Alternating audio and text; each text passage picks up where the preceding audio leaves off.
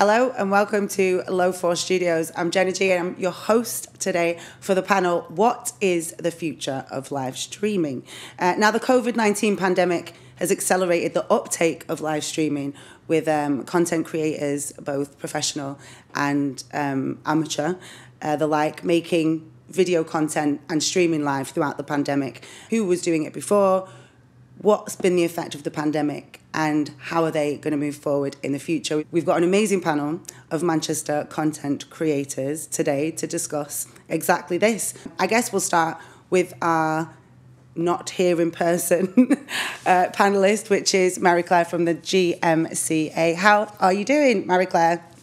Hi, everybody. I'm Marie-Claire. I work for GMCA and Andy Burnham, and as part of that, I was part of the United We Stream team. So streaming, I think we did 300 hours of content during the pandemic, across all art forms, across all genres, to 20-odd million people around the world, and currently working on Stream GM, which is the legacy of that, and what it looks like going forward when we're not in a pandemic, when we are, when funds are more limited, and we've realised that maybe it's not quite the cash cow that people might have thought it was.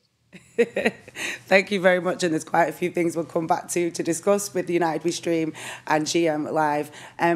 Next to someone that was doing something pre-pandemic streaming is Brendan from Low Force Studios. Hello. Hello. Yeah, so as you say, we were streaming from 2015, thereabouts, through to 2018, which was when we started to look for new premises. And we moved in here at the start of 2021 and opened in August or so. So we live stream, we create content, we run the place as a venue, we open it as a bar, so it's a kind of hybrid of a live streaming studio and a space where people can come and watch a gig. Brilliant. And obviously we're here in Low Force making a streaming programme, so isn't that kind of a full circle? Next up, we've got Joanna from Manchester Collective. Hello, how are you doing? Tell us a bit about Manchester Collective. Thank you. Yeah, so Manchester Collective is always hard to describe. Manchester Collective is a music organisation, a group of artists and artistic collaborators. Sometimes we record stuff, but yeah, we play a lot of live shows. And ultimately, Manchester Collective was founded by a group of classically trained musicians who wanted to play the music that they want to see played in concert halls, in music venues, and result in, some fantastic live experiences shaped around music. But then when the pandemic happened, we had to rethink the live music experiences element, and some interesting things came up. And we'll discuss some of those amazing output that you had during the pandemic. To the right of me, not a stranger at all, it's Natasha from Reform Radio. How are you doing? Tell us a bit about Reform Radio for those that don't know. Hello, I'm Natasha. Nice to meet you all. So Reform Radio is an arts organization, and we use a radio as a tool to get young people into the employment. Streaming is not something alien to us because we're radio stations, so we've been streaming for a while when it comes to audio. But during the pandemic, we kind of pivoted really quickly, more information later. And we streamed a lot of video content. One of it was a virtual stage at the festival. So I think, that's all in a nutshell. Right. We'll definitely be talking more about the live stream festival, because that was the first festival for you as a radio station. It was indeed. But also, how do you do a festival in the middle of a pandemic? An amazing feat, basically, that you pulled off. Last but by no means least, from SoundON, it's Chris. How are you doing, Chris? Thanks for having me along today. So SoundON, we describe as a place to play, listen and talk about music. We set up during the pandemic to give musicians a place to play live. We've since gone on to turn that into an on-demand session series. So initially we were doing live streaming with artists, paid ticketed gigs, obviously trying to replace some of the income streams that they'd lost. And then now we've evolved that, as I say, into an on-demand video platform. We're moving more into entertainment, as well as people are able to go out and perform. We're trying to change our content to kind of give a slightly different look, perhaps, at a musician to what you might see through their own what they're producing themselves. Mm-hmm. Let's start with that then, because obviously speaking to Marie-Claire with United We Stream, obviously Reform Radio, I know you had some monetization in some of your live streams, more for charity, but then you're doing ticketed events. How did that work during the pandemic? And was it something that was very popular? Have you seen it drop off a bit now? Or Initially, obviously, a lot of artists were kind of looking for solutions, being really creative with ways to perform for their audiences, and there was a big appetite from the audiences to still be able to support artists that perhaps they weren't able to see on tour. So initially we kind of came into it as a production company, so artists were approaching us asking for us to help them produce a live stream. As well as working in music, I've also worked in sport as well. So it's interesting hearing your time scale. It was from roughly 2015 to 18 that in sport, we were really heavily pushing live streaming online, because all the platforms were kind of organically promoting that content for us, which obviously helps get to the audience. We kind of started to see a drop off in that. So that's why we kind of moved back more towards on demand. And then as the pandemic started, we kind of had to remember all those skills that we'd parts for a couple of years, try and figure out how can we use that in music now instead. So as I say, we came at it from a production point of view, so we could produce the streams. Obviously there was the added element of the distribution of that, the ticketed side of that. So we had to find companies to partner with who were kind of specialists in that, and obviously that was we had to learn pretty fast how to do that, because we wanted to make it as smooth as possible from the audience's point of view. You don't want to be messing around with loads of different websites, awkward ways of paying to watch a performance. So it was kind of finding the best the smoothest way of doing that from the audience's point of view, but obviously the artists themselves as well. They wanted it replaced for a lot of people their main income stream. So obviously you want your live stream to be as low cost, but as the profit margin's still there for them to be able to get the most out of it as well per performance. And was it successful for the artists? Were they turning a profit for the ticketed events that you did? Obviously, for a certain scale of artists, they could replace a good chunk of live revenue initially with the audience. Like I say, the audience sentiment was really positive towards music. Obviously, everyone was experiencing that situation themselves, but it was for people who were in a position to help an artist. I thought it was a really good way to keep that kind of live transaction going that you get from a normal gig. So for a certain level of artists, I think it was profitable and a worthwhile experience. But kind of as that audience sentiment kind of dropped away, nothing against artists, I think it's just the world in general, wasn't it? For being able to help in a situation, obviously that became less profitable as time went on. And so to go from that, Marie-Claire, United We Stream started during the pandemic, kind of in the same, to help that kind of lesser known rank of artists that Chris was just mentioning. And there was a monetization, charitable thing to do with United Stream. So can you explain a bit of that for us, please, and how that worked? Yeah, sure. So basically, when we started out, it came from Berlin, and Berlin had kind of kicked it off, and so they came to us with a concept that kind of worked, which was putting on shows which will raise money for venues and artists who have just found themselves completely out of work, shut their doors. I think there was a particular thing that the model came with, that 70% had to go to artists or venues in the place, and then 30% had to go to other nominated charities. So it was doing well for the sector that it's supporting, but it was also giving to, so ours went to A Bed Every Night and Nordoff Robbins, so we're giving to charities as well. Now, I think we raised in total 600,000 over the full kind of pandemic. And that's not insignificant. But what we did find was at the start, when people were in lockdown, you know, I think we were raising so much money on every show. By the time we started going into that, God, like in restrictions, out of restrictions, or you can meet 2 people, 3 people, like nobody knew what they were doing. So actually, we didn't have that captive audience anymore. And the income from like live streams started to reduce and reduce and reduce and reduce.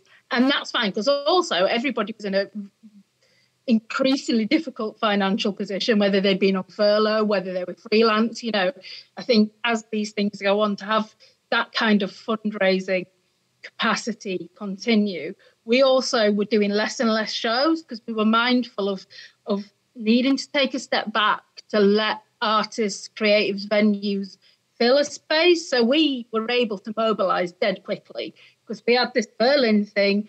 We had, like, because of kind of Burnham and Sasha and the organisations that we kind of fund through GMCA as well, we had an unfair advantage in terms of how quickly we could mobilise. We got universities on board, we got businesses on board, we got like Unity on board, we got in a way that people were just trying to work out what the heck was going on and whether they'd be able to like pay their staff rent.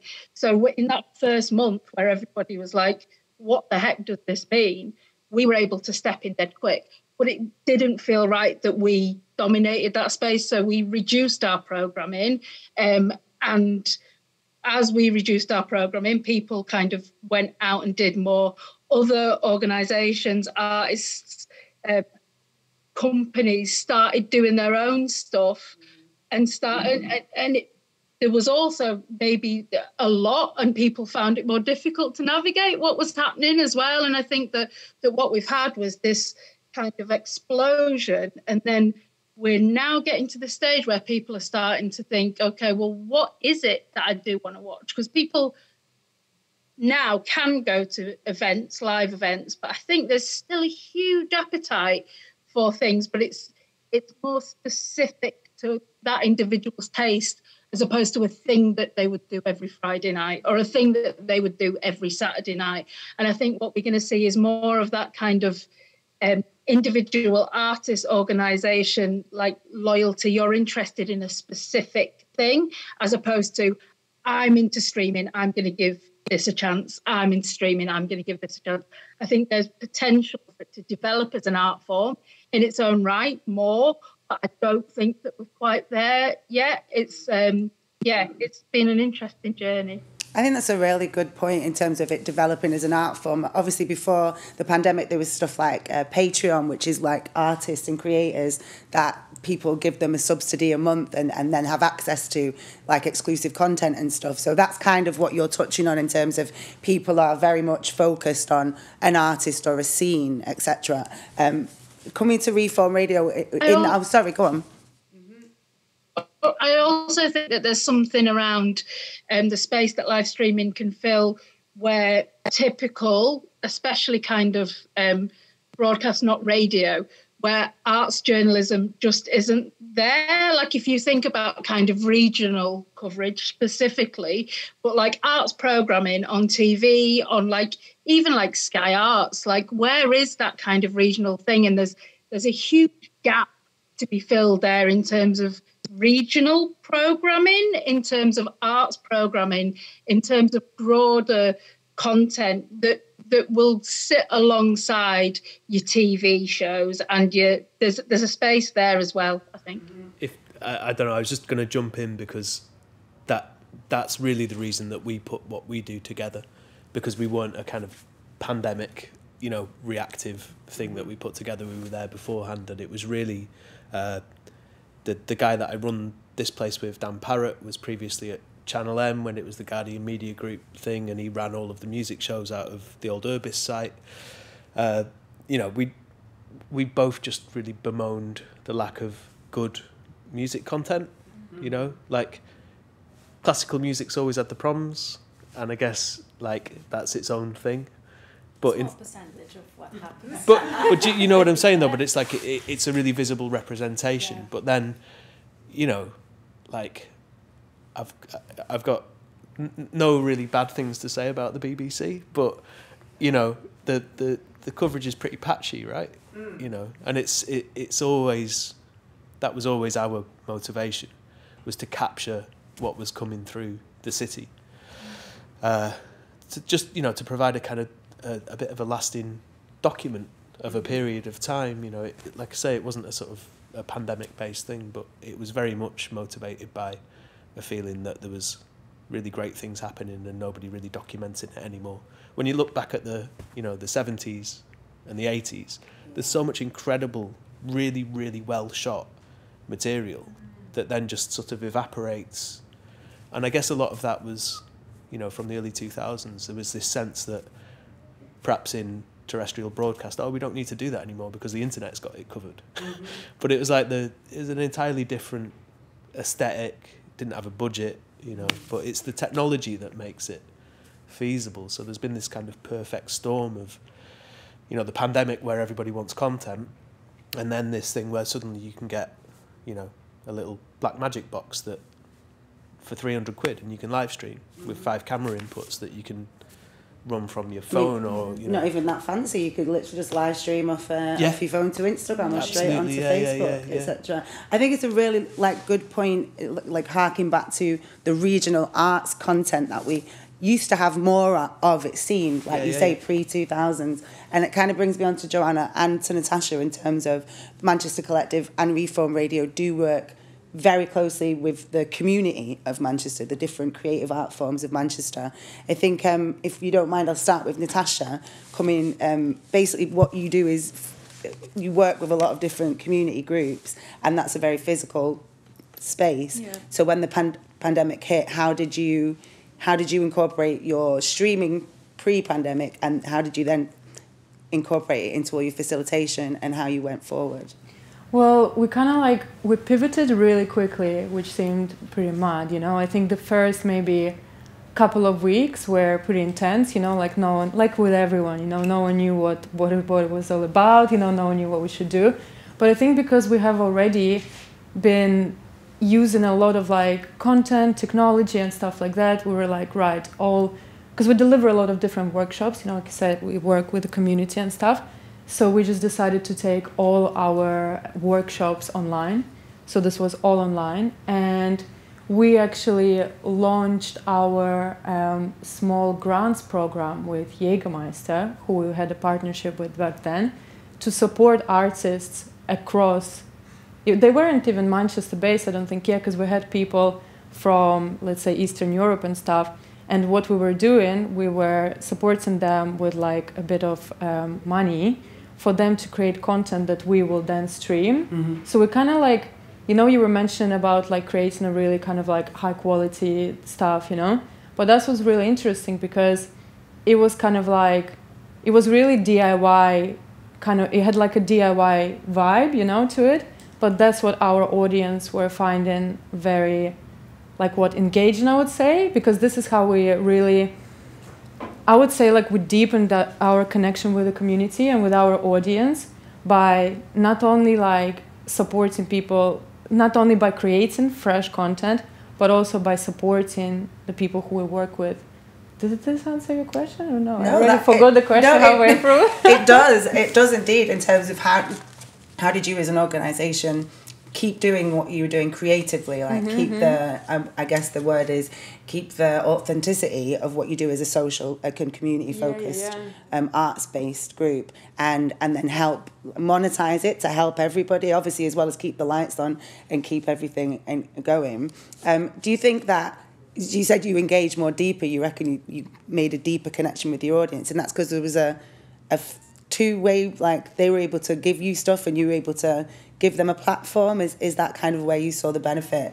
I think so, yeah. But I think with Reform as well, you know, it's kind of it's part of our values to be able to provide our platform for people who want to express themselves, you know, to support artists, to support young creatives and stuff like that. So I think, yes, definitely it deepened our connection, you know, and also it just increased our kind of level of accessibility as well, because we could reach people who weren't Manchester-based, for example, you know, we could reach even more people who had some access needs and stuff like that, you know, and deliver sessions, deliver content, and support them as well on like another level, you know. And the best thing that it didn't kind of finish with the pandemic. We took what we learned and we're still working. Now it's kind of like a mixture of both, which is great. I think that's some really good points you brought up there. Like live streaming, obviously we're talking about it very much like content for an audience who love an artist or love a kind of genre of music. But live streaming definitely addresses needs like people with access needs or people that can't get out and maybe see stuff. And it's not just an entertainment thing, it's also an education and support system. That's really interesting to think of it like that. I think bringing it back round to the left, hey Joanna, Manchester Collective, you said you were out, you know, you mostly do work, physical work, you're out playing and stuff, and you pivoted as well when the pandemic hit. How did you keep your artists and how did you keep your audience engaged throughout the pandemic? So there was a great thing that was happening before the pandemic in that, yes, we were a touring company playing shows across the country, internationally, but our artistic leadership did something that I don't think many performing arts organizations do, which is actually capture the performance on video in high quality. And we had all this material that we'd captured over the first 4 years of the collective, of shows we'd done, that now are sitting there. And obviously we'd put some videos out on YouTube and we'd had some engagement with those, but because the focus was on producing live shows, that content had never really been fully released or optimized. So when the pandemic happened, we could straight away go in with, actually, we have 10 or 11 full concerts that we can repurpose, that we can think about, okay, we're not going to just put out, 2 hours of us playing. How can we use this content to create online experiences of our music? And how can we make this a Manchester Collective experience? So we created a series of weekly, at first, isolation broadcasts, which was a concert program which we'd done together with informal introductions from the artists from their homes, revisiting that show that they had done with us. And then we distributed this through Facebook and YouTube for free, because the point for us was to give people something and to, definitely deepen that connection, but also find a new audience for the work that we do as well, because it's got quite broad scope. We play classical repertoire, we play contemporary music, we have some really exciting artistic collaborators who have their own fan bases that we could tap into, and as others have mentioned, all of a sudden, you weren't restricted just to the cities you were playing in, and we saw very quickly that we had an international viewership brewing in there as word of mouth spread, and people were tuning in and discovering kind of a different way for classical and contemporary music to exist. So it was a brilliant opportunity to do that, and I think by the end, by the time we'd done our 11th broadcast, we'd had 100,000 viewers for those, which, compared to playing to 300 people at a show, is quite a jump. Do you wish you'd monetized any of that now? No, absolutely not. It was, I think, what it did for brand awareness, if I can use a very marketing term, what it did for awareness and for people coming across what we do, and then people booking us to play in their venues, and just galvanizing that attention and buzz that was around our work probably generated a lot more opportunities than if we'd decided to keep our content monetized and the same 100 people who come to our shows in a city then tuning in. So as you say, there is that danger of there's deepening the connection, but how do you reach a new audience? So we thought really strategically about how to distribute that content and how to reach new audiences, how to partner up with other organizations and venues and channels that had much bigger reach than us. So we reached out to the likes of Visit Manchester, the South Bank Centre. They came on as cross-posting partners on some of these broadcasts. So then all of a sudden that content wasn't just going out to the thousands of followers that we had. It was going out to those, places where they have hundreds of thousands of followers. So our audience kept growing as a result, and they're still there with us. That's brilliant. We had our YouTube channel grow from 200 subscribers to 2,000 subscribers, and that wouldn't have happened, I don't think, unless we'd had that time and focus to utilize that content in a meaningful way and to give it to people when they needed that. I think that's really interesting. It's both you and Natasha have mentioned like the international reach that your live streaming and the pandemic kind of not forced you, but kind of gave you the opportunity to get new audiences. Do you think in terms of like going back to GM live stream now, Marie-Claire, is this something that you're thinking in terms of like bringing more organisations together? Because obviously we're talking about the fall off of audience participation, etc. But is that one way to kind of boost that artistic and that cultural content that we have here in Manchester that has like a broader reach around the world? Absolutely. I think at least once a month, but maybe twice a month. Like we speak to our colleagues over in Berlin, who were the initial founders, and through United We Stream, it grew very quickly a network of 115 cities around the world who had a United We Stream. So one of the reasons for its success is that when we put something out, Madrid had cross-posted it, or South Africa had cross-posted it, and we do the same. We cross-posted this amazing, I think it was in Milan, United We Stream Milan, and it was 2 dance performers in a correctional facility.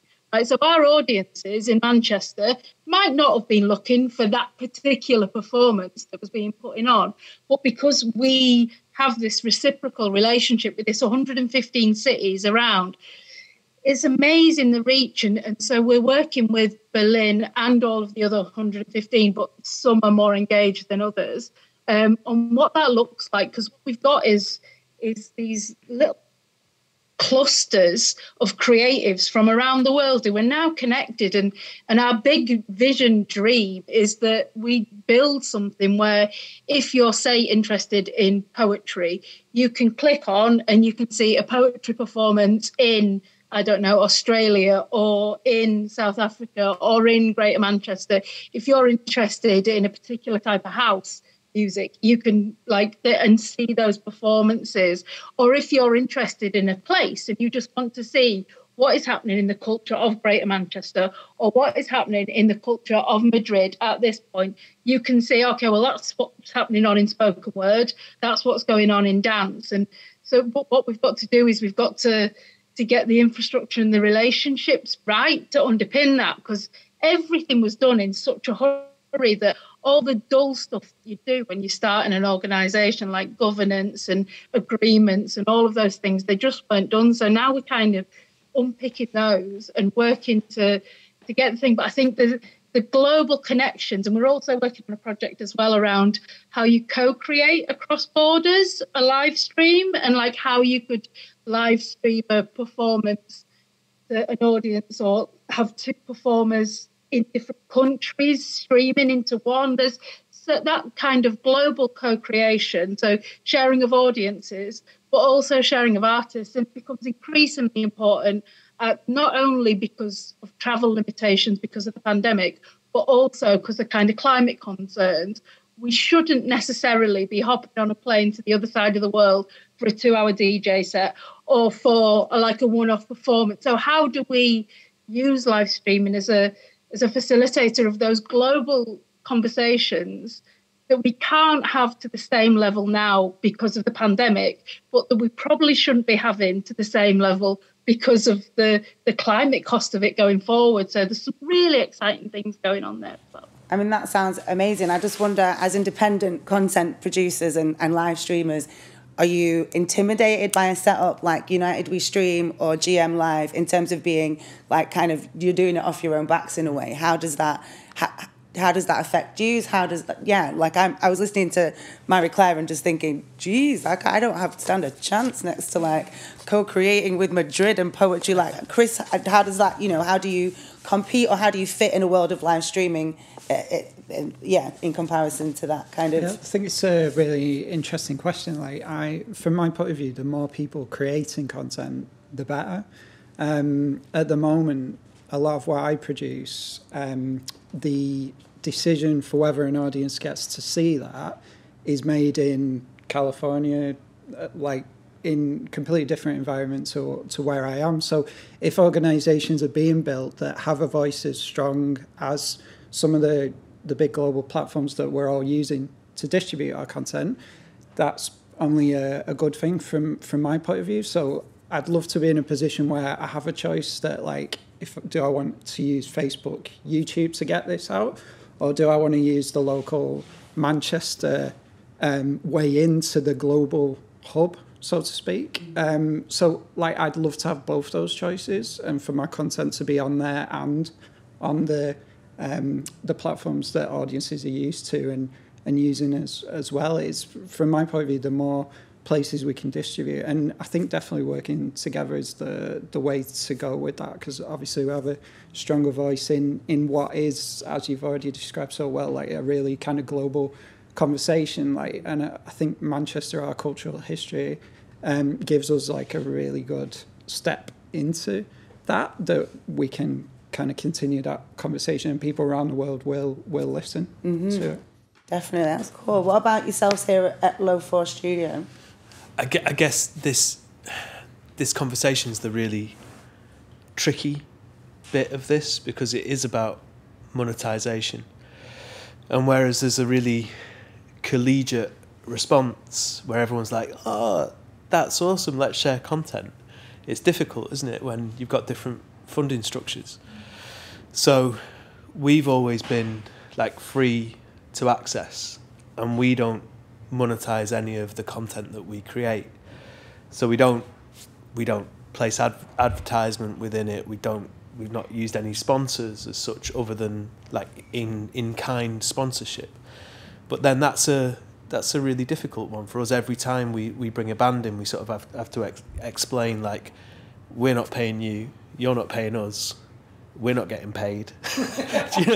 It's but what we do get is through the support of some support from GMCA, some support from the University of Salford. Like, we get to build it and maintain it. So it's when we talk about kind of collaboration, that's where it's going to get tricky. And I guess that's the bit that nobody's really charted, is if we want to share content, like how do we become not in competition, but respect to each other's sort of models of existence? That's like, I haven't got an answer for that. But I think that's a really important question, I think it's like the funding structure is definitely the interesting thing from across everybody as a different perspective. So you get different funding from, support from grants and support from the university. I just wondered if we could like go around and kind of talk about if people are comfortable talking about like what their funding structures are and how that works when producing live streaming content, etc. I mean, I can kick that off. We've always been, not to suggest that anyone isn't, but we've always been like super open about the way that we work. I teach at the University of Salford. I run a music technology program there. So a huge amount of the like legwork of our content is provided by students, both in terms of audio and camera. So we've got, lots and lots of the people that kind of technically support this place have come through the University of Salford. So that was just a really great thing that we were able to do, and, a sort of really tangible experience that we could give our students. So we've had some money from GMCA, we've had some money from the university, but I guess the thing that, full disclosure, the reason we're here is because my mate's the architect for the Northern Warehouse, and he put us in touch with the people there, and they thought, that sounds pretty cool. And they've given us a really, really decent deal on the rent for a short period. So it's just like it's a placemaking exercise, you know, and everybody's open about that. Like it's really weird because that feels like a bit of a dirty word in arts and culture, but like how else are you going to get anything done, you know? Like it's prime real estate in the city centre. Yeah. Like we're not like, you know, college fund kids. It's like this is the only way that you can do it. So yeah, we've taken that decision to not monetize the content, but just try and get these like multiple parties to buy into it for whatever reason they think is the reason they're involved. You know, the university's reasons are different to the landlord's reasons, but between everyone it sort of arrives at this thing that kind of works. You know, and the next thing for us is to like seek Arts Council funding for specific outputs, and you know, there's different ways that we can do that, but we want to make it long-term viable. At the moment, it's just kind of just about viable, you know, like. But it takes a huge amount of work from everybody involved. You know? In terms of the Manchester Collective, you didn't monetize your output, but obviously it costs to create such fantastic content. So how did you get through, what's your funding structure? So Manchester Collective is a registered charity, as well as the income we generate through ticket sales, we receive public funding from Arts Council England, as well as other trusts and foundations. And I guess during the pandemic, we found ourselves in a situation where we had to repurpose some of the funds we had that were set aside for our live shows, which weren't happening and which were completely scrapped. Then cultural recovery funding came into the picture as well. So it was a kind of a really good opportunity for us to take that risk and see what happens when we put really high artistic, you know, content, high quality artistic content out there. Is there the audience for it? How will they react to it? Because otherwise we can't really take that risk, because the funding that we do get obviously goes to produce, you know, the shows that we're there to do. And I think that's the challenge going ahead as well, is that arts funding, I'm sure everyone is aware, is ever decreasing, not ever increasing. So what does it mean for arts organisations to be going back to their kind of original mission and modus operandi of running live events and serving their region and diversifying audiences, but then also being able to share the work that they're doing with an international audience? Obviously you need the resources, the equipment to be able to do that on top of the other work that you're doing. But where are the funds for that coming from? Or are there more collaborative ways of working, not just within the art sector, but with media companies and other places which have the equipment or the high cost stuff that you need to make that work happen, that we can tap into, so we can continue experimenting with those models and continue growing audience demand? Because I think ultimately for all the content that we do, it's about building up audience demand for it in the way that platforms like Netflix and, you know, other streaming places, Boiler Room, you know, they've built an audience. It's taken them so many years to build an audience and an appetite for what they do. And certainly in the performing arts, in the publicly funded arts, we are just at the start of that journey, and we need the kind of support and the investment to keep growing that. Brilliant. So I like that your kind of future projection is to be able to be as established as those places, but you feel like you're on the first step of the ladder, so to speak, right now. As a sector, certainly.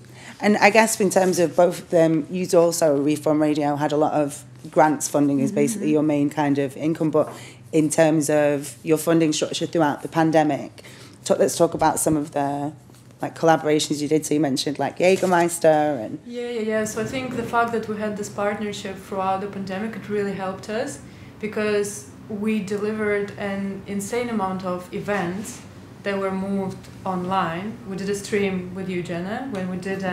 so we had a book launch that was streamed online, which was in partnership with Jägermeister. So that kind of allowed us to, you know, not only continue rolling in terms of our income, but also to be able to continue creating a really sick content, you know?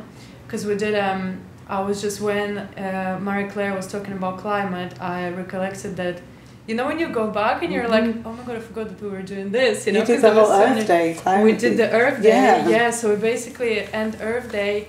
I don't think we had any. Yeah, I don't think it wasn't funded. It was funded this year, like in 2021, but in 2020 was our first kind of like pilot. But basically, what we did, we sourced 24 artists from various countries across the globe. From 24 countries, let's be precise, and we streamed their shows for 24 hours in order to raise awareness to climate change. And in addition to that, and that was the project that was funded by Jaeger and also Arts Council, there was support from Arts Council. It's called Remote Rhythm Lab, and the idea of the project was to explore a collaboration between artists across the globe.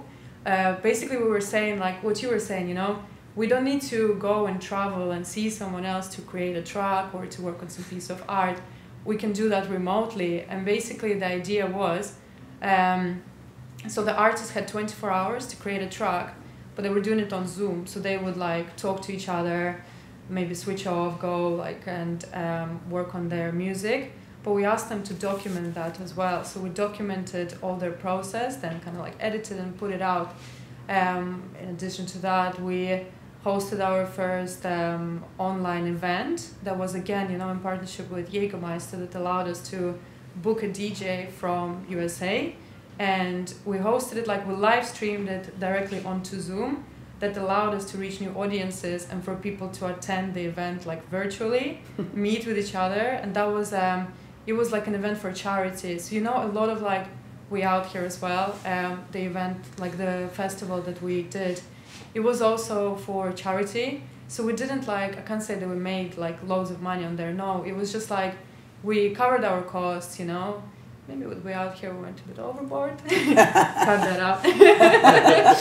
But no, you know. So it was a difficult time, but I think like Cultural Recovery Fund, that helped a lot. And because we continued running our workshops as well, that funding from our usual funders like Manchester Adult Education Service, Manchester City Council, it kept like going to us to be able to support our work, you know, essentially. Amazing. So your funding structure is kind of built up on the social work that you do, and then on top of that, with the content you've been created for a while, you've been able to bring in sponsors to help you do that kind of work further. Interesting.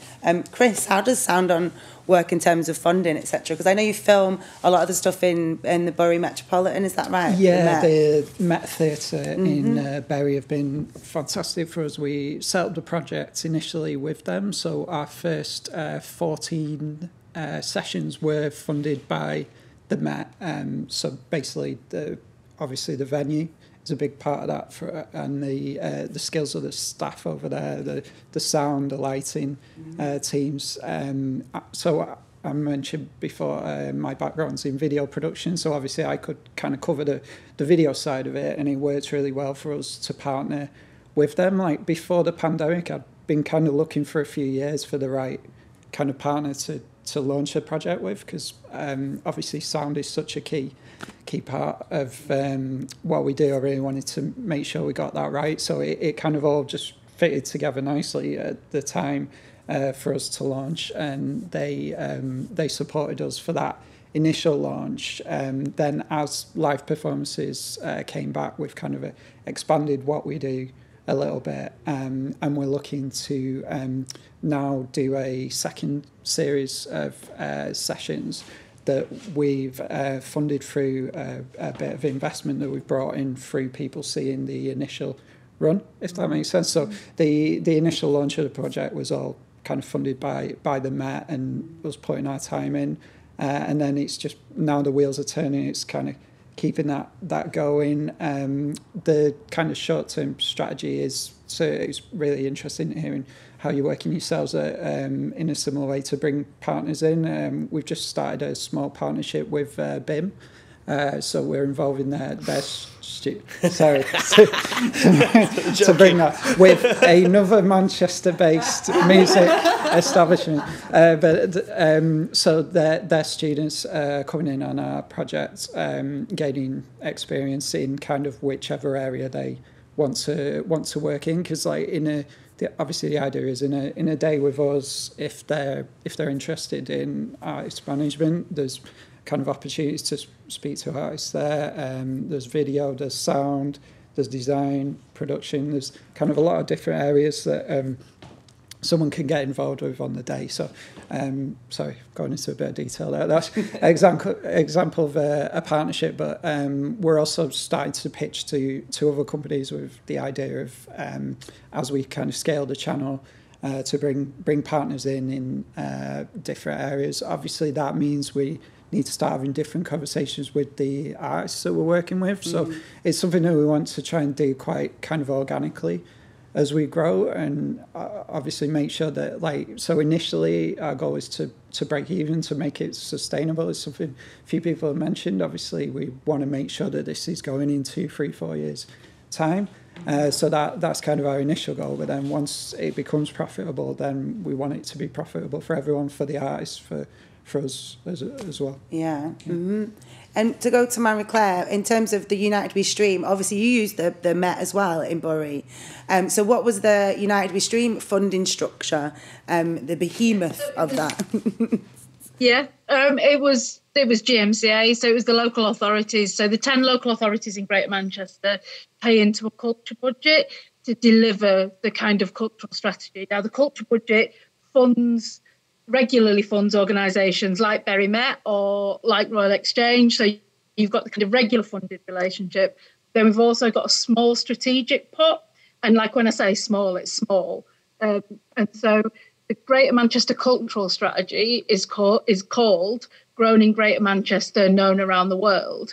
And United We Stream absolutely did that. So we had like Manchester Jazz Festival, and we had Brighter Sounds, and we had all of these organisations kind of, Night and Day took over, and they kind of had a platform, and they programmed, and we just provided that platform for them to do that. So I think in terms of our investment structure to start with, for the initial period of United We Stream, it was part of our kind of pandemic response, our culture budget pandemic response.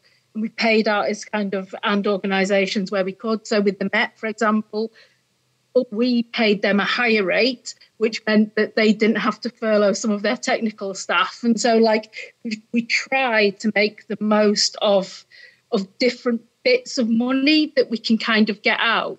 Now, what we found the last year, so 21 to 22, we've just had to do loads less. Like, we can't afford to put out that level of content. It started off and we were able to say, come on, we're doing this to raise money, so we're not going to pay DJs. That's not sustainable. That was okay, maybe. And was it okay? I don't know. For about 2 months. It started to, so like for Jazz Festival, we gave them contribution towards artists. They used some of our funding that we already core-funded them towards paying for the artists as well. So it's a kind of complex thing, but it's meant that 21 onwards, we've been doing a lot less, but we've been making sure that we've been paying properly. And everybody, like from production staff, apart from those people who work for GMCA, who we've carved it out to be a bit of their job. So like apart from that, it's already part of their job. Everybody else that we kind of get in, we now kind of pay properly, which means that we just have to do less. And moving forward, we're investigating different things and what is a strategic project that we might be able to bring in a bit of investment from there or a bit of investment from there. But I'd say the first season of United We Stream, so let's take that a year from the GMCA culture budget, and that's for 300 odd hours of production, artists, venue hire, everything, cost £100,000. That's a lot of output for not a lot of money. That's not okay kind of going forward. This year, January to December 21, I think it was £30,000. So that's a significant reduction. And if your costs are going up as well, then you just have to do less. And so we're working out what that looks like. And we understand the strategic value of this platform and the global connections and us being able to kind of showcase the things that are already happening in Greater Manchester. We have to find a way to make that pay. And we don't think that that ticketing is the right model for your Stream GM, because it has to be free, because we're there to showcase as opposed to sell tickets, I think. And so we're very much in a God business planning. Who do we go to tap up now?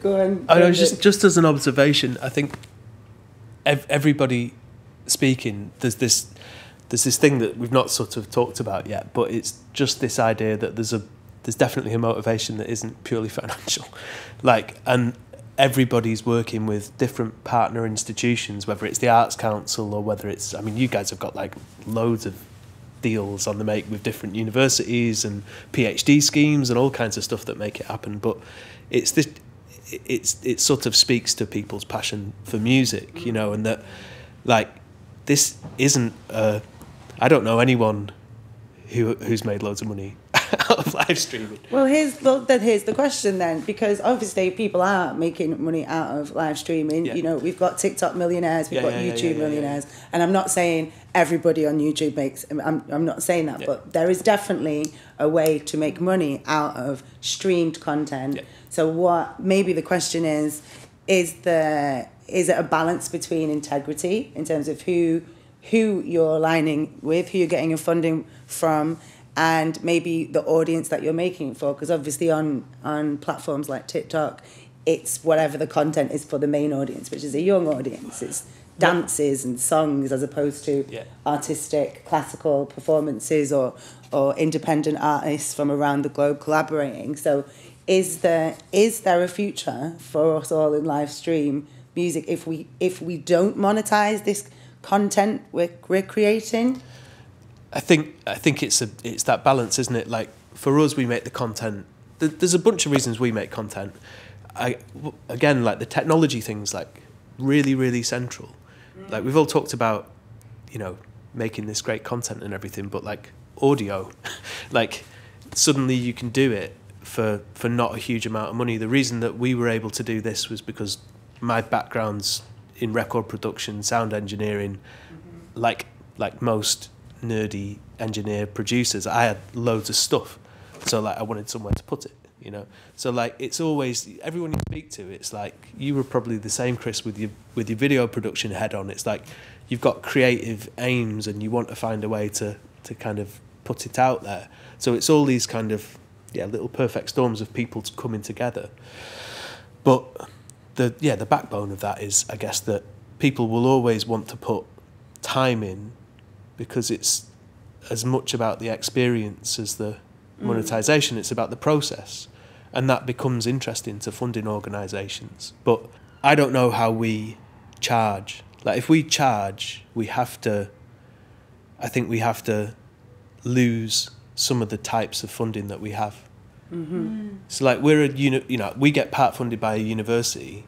Like with my university head on, I'm saying, right, university, I mean, it's a weird, convoluted relationship. I run a program that generates money. I say to the university, give us some money, buy some experiences for the students, because they need work-placed experiences. Yeah. So as BIM are doing with you guys. But if we start to monetize our content, then that throws that into a little bit of a weird place, because universities are already part publicly funded. For how long? Who knows?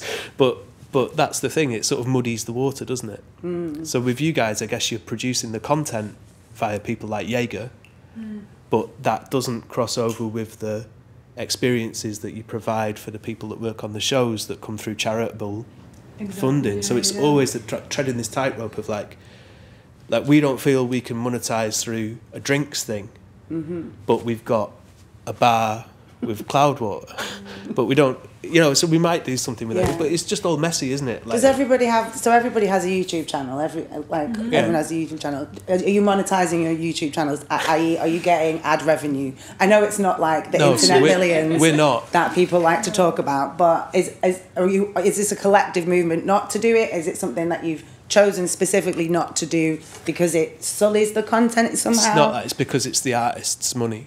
So we don't monetize that because the artists can. So the labels can, you know. So whether that comes through to the artists, who knows? But like their labels can monetize it, so we don't. Yeah. Interesting. Which is why we feel we can go in pretty hard with the funding thing, because we're not pulling that money through. Yeah. You know?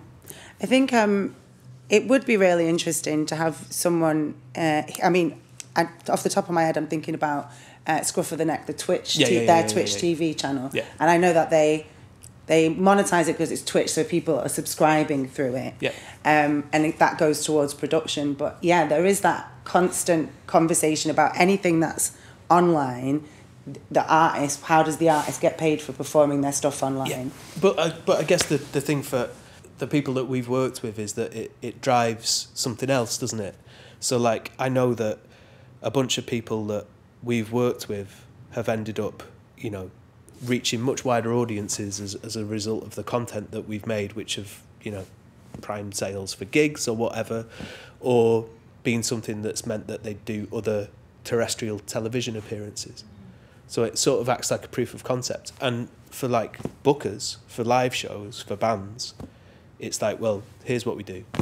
And that's valuable to them. So we've always felt it's about something, we try and create something with a really high production value, because we enjoy that process, you know, like just the craft of doing something really, really well. But it produces something that bands and labels can definitely, they can monetize it, not necessarily directly, but they wouldn't keep coming and doing it if it didn't work for them. In the same way that every band that goes through Seattle plays KEXP. There's probably bands that go to Seattle who wouldn't bother playing Seattle because they can do KEXP. You know, that's like the kind of dream model these days, isn't it? But how did they work? Some guy left them like literally millions. I can't remember the figure. Dan will tell us. But like somebody left them a huge quantity of money. Yeah, you know. I guess we're, you know, we've all talked about different funding structures, but I think ultimately it comes down to other people collaborating with funding. And I think one of the questions the thing that keeps sticking in my mind is Netflix makes content which is then subscribed to and they make a profit. Yeah. So how do we all, you know, how do we become, you know, how does SoundON become the music of Netflix? How does Reform Radio become the Netflix education thing? Like, where does that transition from, being that regional, cultural, artistic, you know, all the authentic pieces of that content creation and the people that make it, but then how do you transition that? Yeah, Marie-Claire? I think that it's, from our point of view, like, I think that we're still very much in the early days, like, of this thing. Like, so much of what people learned, that explosion of, you know, and obviously I know live streaming was happening before, but when I'm talking about specifically kind of where we are now, and audiences still haven't worked out where they are in their kind of, am I okay with going to certain venues? Do I want to go back to live? Am I bothered about that bit of music anymore? And it kind of, so we've got this huge technological advance. We've got things of how it could work. We've got examples of cross collaboration. But I think it'll be another 5 years until like local cultural sectors can do all of this stuff, because you've got all the stuff that was happening in the music industry anyway about the disruption, the old models changing. So we went into the pandemic with the music industry specifically, but, you know, it crosses across theatre and dance. Like, what is a sustainable model for arts production and cultural production? That was already a mess. Now, we haven't had time to work out what post-pandemic looks like. So I think that, conversations like this, I think you will start to people who businesses that were born or that took on a certain type of streaming during the pandemic, they will get more and more refined in what their thing to do with streaming is. And once everybody understands what their bit to do with streaming is, you can then start to work together and that collaboration can happen. And I just see it like growing and not even about monetization, but about like understanding the value beyond the cash of it will become clearer. And I think it's just going to take a bit of time. And and it's for people to like hang on with their nails whilst working out what that looks like. Yeah, having hang on by the nails is something we've all done in this room over the past year and stuff. I always wonder about, like, is there any space left for other people? You know, like, because we all have done it for a bit. Like, I don't know, like, can you see, like, something brand new popping up? Well, Scruff of the Neck's been around for a while as well. You know what I mean? Like, it's all really Wild West, but there's already quite a lot of organisations doing things. And it is that question of, like, well, if you're going to try and monetise it, or if you're going to try and push it towards a massive outlet like Netflix or something, like, how many little independent groups can do that? Yeah. Because it's not... Is it loads? It's loads. And I think artists themselves, you know, I feel like what pandemic showed us that is this kind of like idea of, oh, if they can do it, then I can do it. And I feel like now artists themselves, they're like, oh, maybe we're not going to come to Low 4 and record our session. We're just going to do it at home and do it like DIY. Yeah. And I feel like where it's all kind of going from what I've noticed is this like subscription model, like Patreon, you know, it's even more. And again, artists themselves are going on there and being like, I'm going to give you this like sick content weekly or monthly or however often you want. And you're going to give money directly to me. And, you know, like Bandcamp now, they're doing the live streams as well. And on there, I think there is this model of like subscription. Even on TikTok, you know, some people, they do these like little live streams and stuff. And they say, like, I don't remember, I feel like I've seen a donation button, but I'm not going to, don't believe me, because I don't remember. But, you know, the fact that, like, people are willing to give you something for when you are giving them something. And I feel like it's all about building these sort of relationships. And like Marie-Claire said, you know, we are at, like, the starting point of all this, I think, as organizations and stuff. And I feel like what's important now is to just keep, like, making the connections with our audience even stronger and exploring these models of like membership, subscriptions and stuff like that.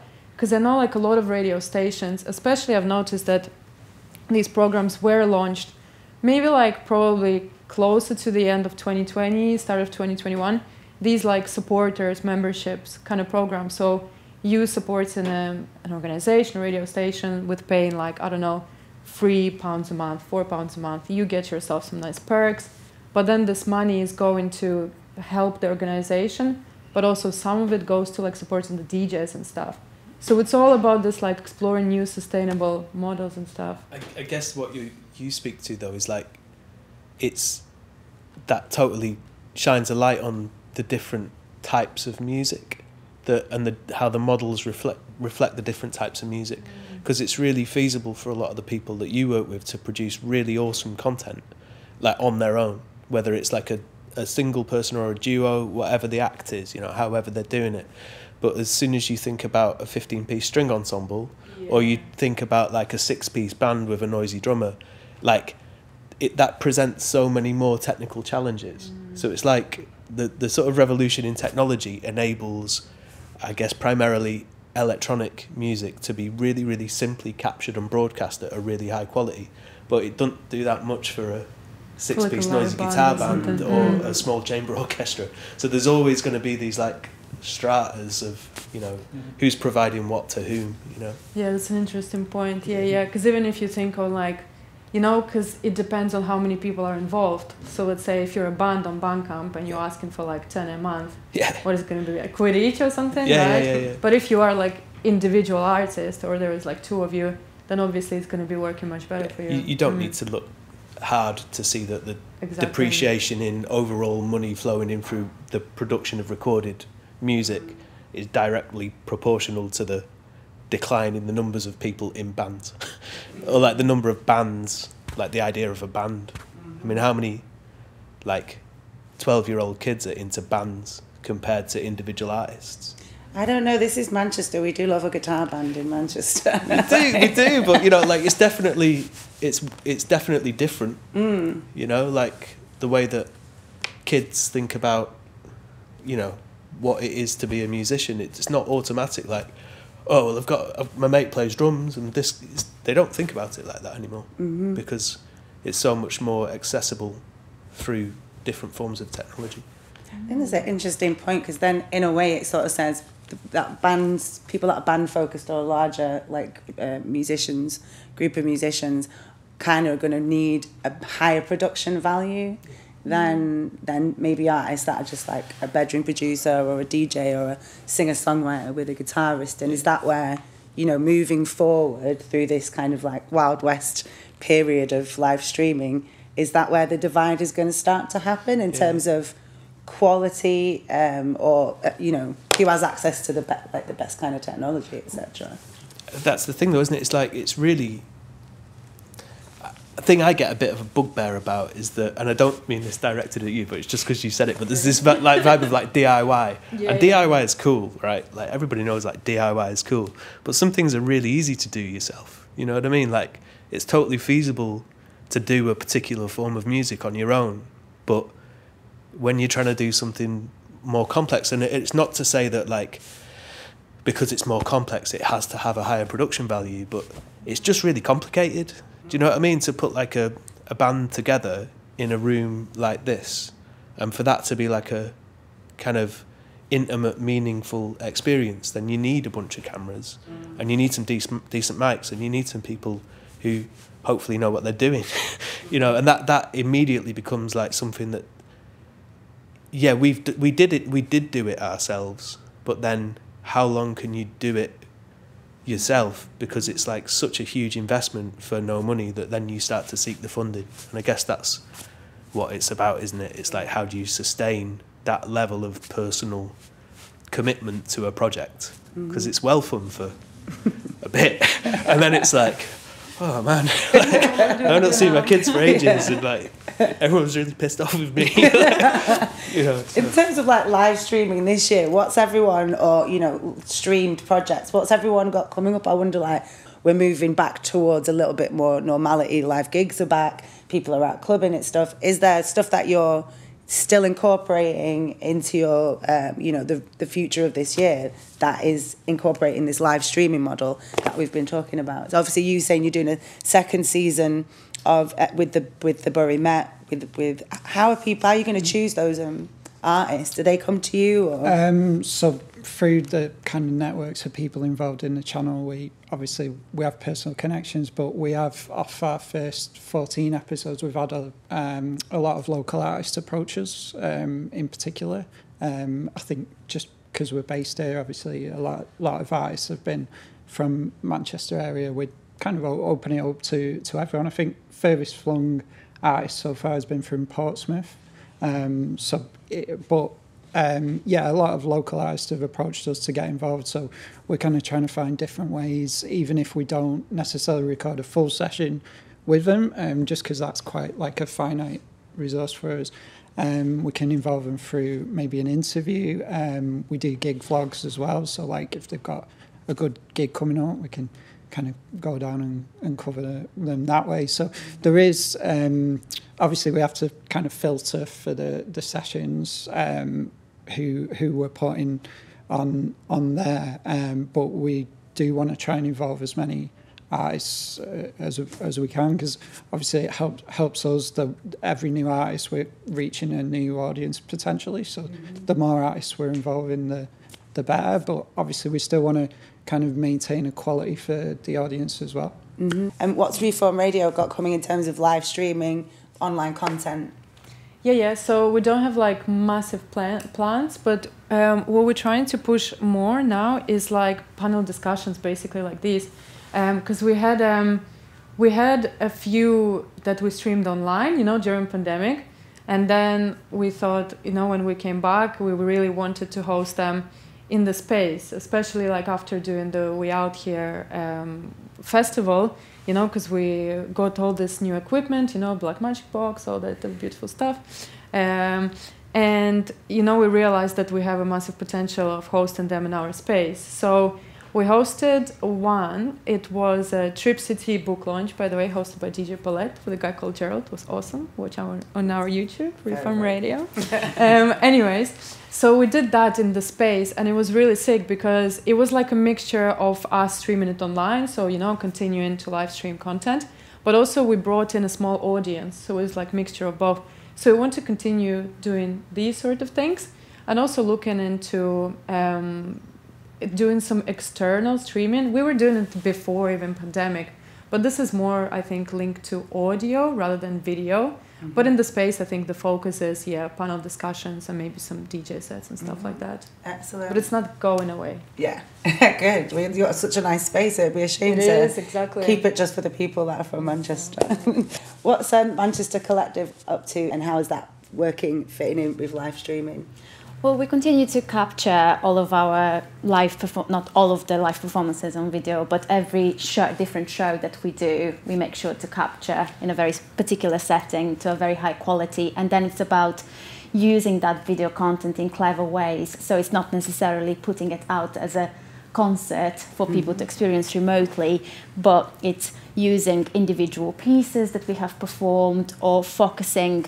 I'm thinking more and more about storytelling. We're all talking about let's record content and put it out there, but actually the music that we play or we as artists have stories to tell, and the way content plays out on social media where people's attention span is so short, someone will stop and watch something for 3 minutes if someone is telling you a story, or and that can happen in a variety of ways, and then they might choose to go and listen to the full piece if you've captured their attention. So I think we've got a lot of content, but we're not quite there yet with kind of sharing that content and getting people's interest in it and telling them why they should care, to then engage with the full product. Because obviously when you're doing a live performance, people don't just kind of walk by and then, listen to you. They've already gone through that journey of, having discovered something, deciding, is that, does that speak to me? Will it have something to say to me, or will it make me feel in a certain way?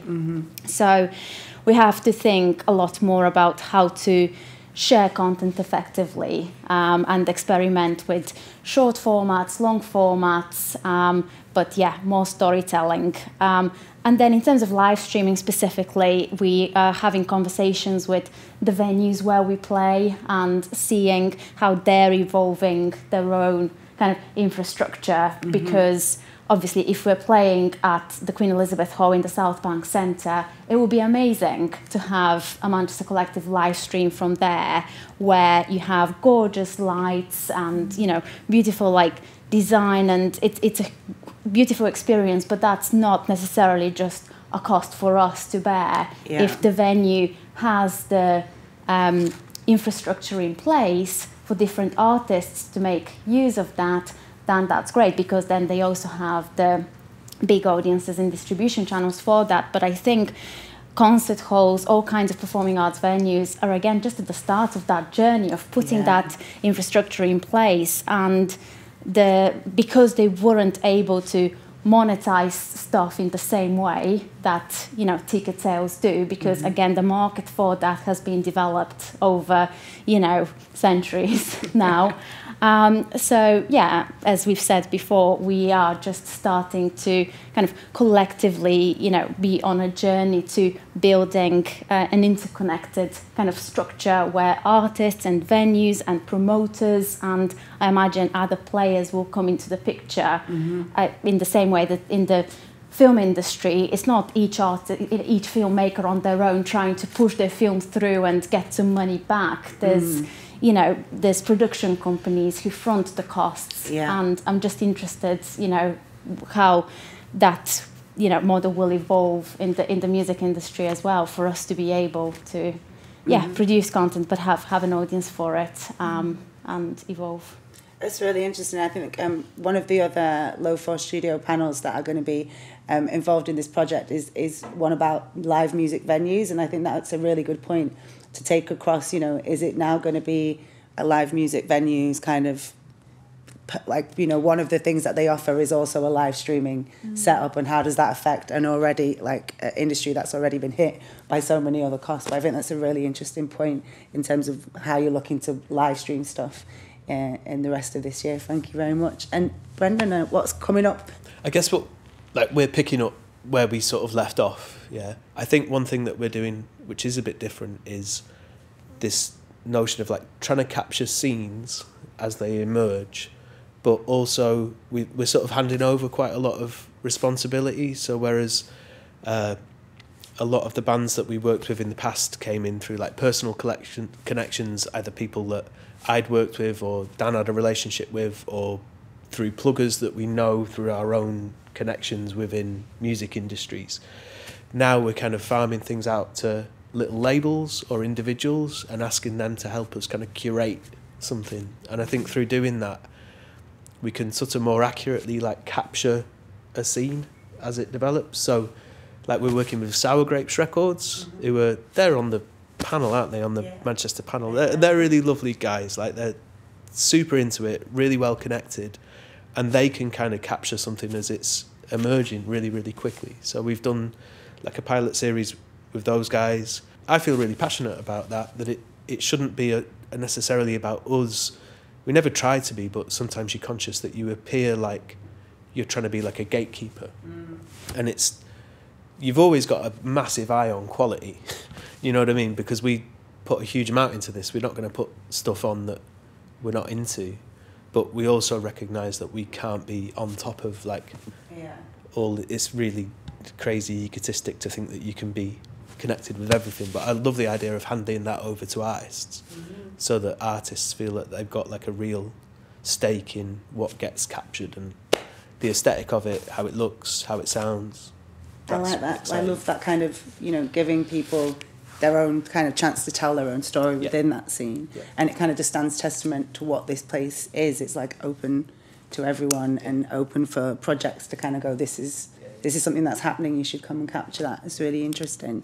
And Marie-Claire, I mean, obviously there's GM Live, which you've mentioned before, and this cross-posting, this cross-promotion of other United We Stream stuff. What else is there anything else coming up in 2022? I think so. So last year we were doing less kind of production, but we actually wrote a business plan, like all of the stuff that normal businesses would have, but we didn't. And that identified like the 3 types of streams that we're going to be doing. So one of them is just cross-posting. So where somebody is already doing a stream and they want to benefit from the reach that we have to like different countries or our numbers or like our Facebook, we will just host other people's things by cross-posting to our audiences. The second strand is around brilliant stuff that's happening in Greater Manchester that would be happening anyway, but that wasn't going to be live streamed. We will tip up and provide production for that. So again, like not us creating, but us shining a spotlight on brilliant stuff happening in venues that different, whether it's a kind of conference or whether it's a live gig or whether it's a DJ night, like what's happening that over the course of a year we can show this is what it looks like in Greater Manchester.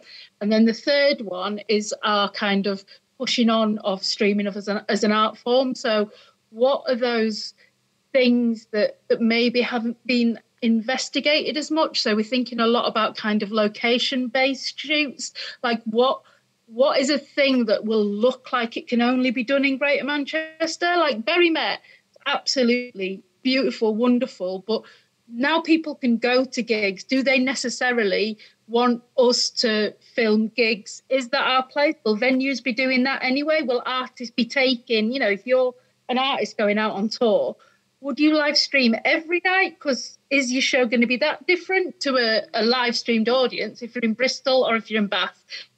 Like, so what is the thing? Like, I don't know if anybody saw the Billie Eilish stream that she did around Paris, and it was just so beautiful, like little tableaus set up around the city. Like, why aren't we doing something like that in Stockport, where like you just, there's so much beauty in Wigan and Stockport, like, so showing the places and the people there, but push it in a way that pushes streaming on as an art form as well. So there are kind of 3 strands, and that's how we've narrowed down how to use the little money that we don't have. I really like the inclusion of kind of like location-based streaming. Obviously, we've got an influx of TV and film being made in the Northwest now, and watching that Stay Close thing that just came out, the locations they were using, it was like I've been to that. I brought my dog around there 1,000 times. It's an amazing, you can't get that anywhere else. I think it's a really good, that's going to be really interesting to see some of the content that comes from that, because we have some